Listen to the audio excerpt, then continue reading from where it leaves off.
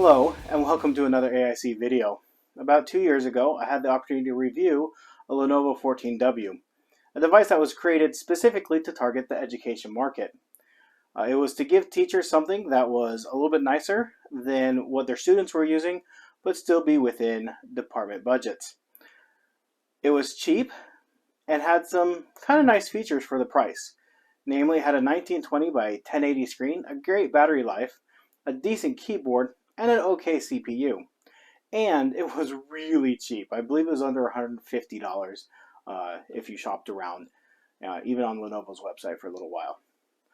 But 2 years has passed and technology has improved, right? When I saw that they had released a Gen 2 of the 14W, I was pretty excited. While it wasn't as cheap as the previous version, it was new and improved, so I hoped. First, going around the outside, the top now is actually metal versus the brushed aluminum look plastic that it was before. It is a bit of a fingerprint magnet, but if you manage to keep it clean, it looks very nice and gives it a much higher quality feel than you expect from about a $200 computer. The next thing is it does have a USB Type-C charger. This is pretty cool. I didn't even have to pull its charger out of the box to do any of my tests. I was able to use all the chargers that I already had, and they all worked perfect. Chargers for Lenovo's, HP's, and even a MacBook. It still has a full-sized HDMI, 2 USB Type-A ports, a headphone microphone jack, a micro SD card slot. So far, so good. Then as always, I opened it up to take a look inside, and would you just look at that. Captive screws and no hidden screws. This was meant to be serviced. It also has, what is that? An NVMe M.2 slot for a 2242 card. Yeah, nice. So I'm not limited to the internal 64 gig flash storage. Score. Now, that was one of my biggest complaints about the previous laptop, is that the storage was not upgradable. At least not unless you are proficient at soldering surface mount components. Something I decidedly am not. But then we go to power it on, and yeah, that's a 1366 by 768 screen, and not a very good one. On a 14-inch screen like this, at this point in technology, that's kind of a sin. It at least gets plenty of bright, and the colors seem okay, though the viewing angles are not great. Mine did come pre-installed with Windows 10 Education Edition. It's like Windows Pro Lite. I actually appreciate that versus like Windows 10S. It gives you some features of Windows 10 Pro without some of the bloat. It comes with a free upgrade to Windows 11. I haven't yet made the jump to Windows 11 myself, so I'm keeping it on 10 for now. Probably your most important interface with this computer is the touchpad.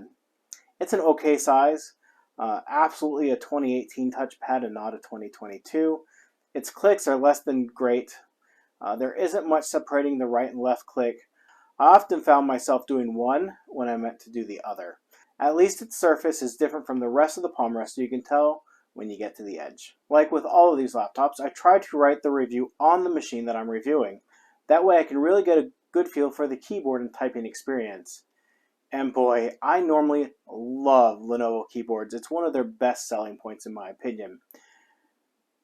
And this one gives me the impression that it could be good, but it's not. The throw of the keys is reasonable, if a bit shallow, and the only weirdness of the key layout is the arrow keys. The real killer for me is the overall cheapness of the feel of the keyboard. Several of the keys, like the E key, which is obviously very rarely used, squeaks after prolonged use, like unlubricated plastic rubbing against itself.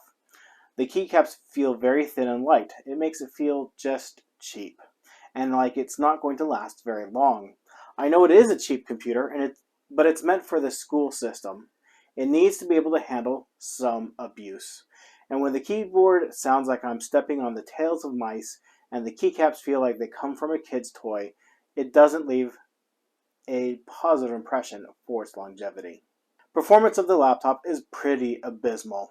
I've tested almost all the budget CPUs on new laptops costing under $250, and while this is far from the worst, it is also not great. The AMD 3015E is a dual-core 4-thread processor, but is clocked way down from the 3050E, which is also a dual-core 4-thread unit, and even lower still than the 3020E, which is a dual-core, dual-thread processor. It struggles at any new task. There is almost like a cooldown after every fresh boot of the system to get to the point where it's actually usable, as Windows processes take their time to slowly sort themselves out. The graphics are similarly terrible. I was so disappointed. Being the same class of CPU as the 3020E, I was hoping for similar performance as far as graphics go. It has the same graphics unit in there with the same number of cores and everything. So I don't know if it's the cooling or the overall combination of the components, but it has performed so poorly in my testing, it's not even worth mentioning, because most of the games fail to even load. And the ones that do got barely into double-digit frame rates. You could use it to play some older games, but there are plenty of systems that can run Half-Life 2 with no issues that are cheaper and better than this. I would not buy this laptop to play any games more resource intensive than Candy Crush. I had even upgraded the storage to allow me to play Fortnite, but with frame rates in the single digits to mid-teens, you are not going to want to even attempt to play any esport titles. The speakers were also a huge disappointment for me. On the previous generation, they were pretty good for a budget class system, but they were kind of half down, half sideways firing. The Gen 2 brings them up right at the top of the keyboard, bottom of the screen. This is a great location, as they fire right at you, and you should be able to hear them clearly. But no, that is not the case. These speakers have a very narrow soundstage. They sound very thin, and my biggest complaint is how quiet they are.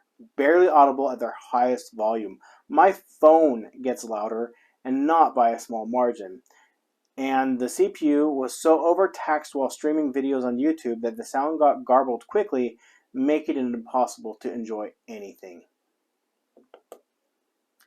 So, what are the good parts of this laptop? Well, the battery life is amazing. At full brightness, not doing anything to save battery. Average type of uses of browsing, watching YouTube, etc. I easily got 9 hours battery life.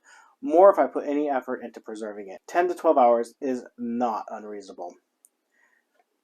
Who should buy this system? Basically, anybody who needs a basic computer use on a laptop who can only buy new and must buy the cheapest thing they can. And when I bought this, it was the cheapest new computer that I could buy that was a modern computer. And it has to have a very long battery life. If that applies to you, this might be the right system. Otherwise, pass. For similar money, you can buy an X or T series laptop with a 7th or even 8th gen CPU, something that would be far more superior in every way. There's plenty of other business class laptops that have a similar size screen from Dell and HP in that similar $250 to $300 price range. I simply cannot recommend this laptop, honestly, to anybody, and that is very disappointing. I'm very disappointed in Lenovo for that. I expected better. I was really hoping for some good gaming footage or even some video editing footage, but it's just not up to the task. Even typing up the script was an effort in futility. Normally I would say that these low budget systems are great for web browsing and personal streaming devices, but I can't even recommend it for that. Like I said earlier, YouTube struggled on this system. It caused such attacks on the CPU that the audio quality was significantly reduced with lots of audio drops and just choppiness. The video was very choppy, nearly unwatchable, even if I drop down the quality of the video. Anyways, if you have any thoughts, comments, or questions, leave those down in the comment section down below. I'll do my best to answer. Again, if you're looking for a very inexpensive laptop, unfortunately at this time, this is one I would just pass on. Thank you for watching, and I hope you have an amazing day.